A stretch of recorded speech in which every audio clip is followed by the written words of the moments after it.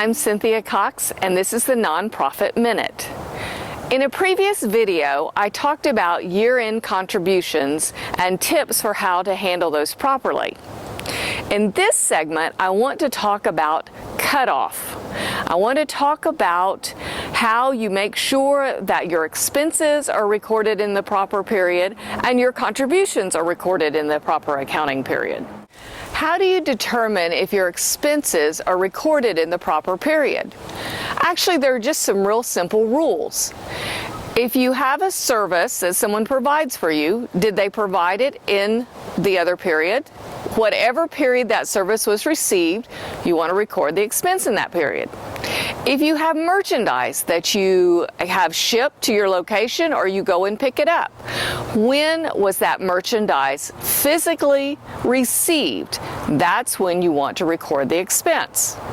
So that means you're going to credit accounts payable, debit the expense account, and you get the cost of that item or the service in the right period.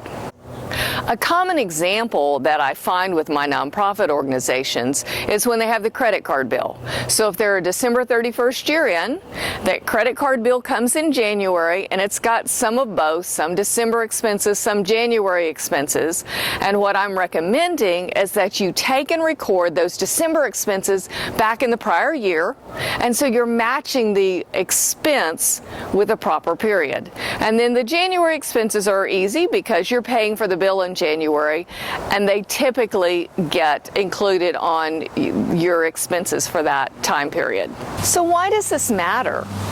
Well, it may not matter for the credit card bill unless the credit card bill is $50,000, $60,000, but it matters when someone who's reading the financial statements doesn't see some unpaid bills that might impact how they view your financial position. If you're in the middle of a construction project and you owe $350,000 to the contractor, the reader of that financial statement needs to know that. And that's often something that when we do an audit, we're having to accrue because the bill comes in January and it applies to December. I hope you've enjoyed the setting of this video because this is my view right outside my office.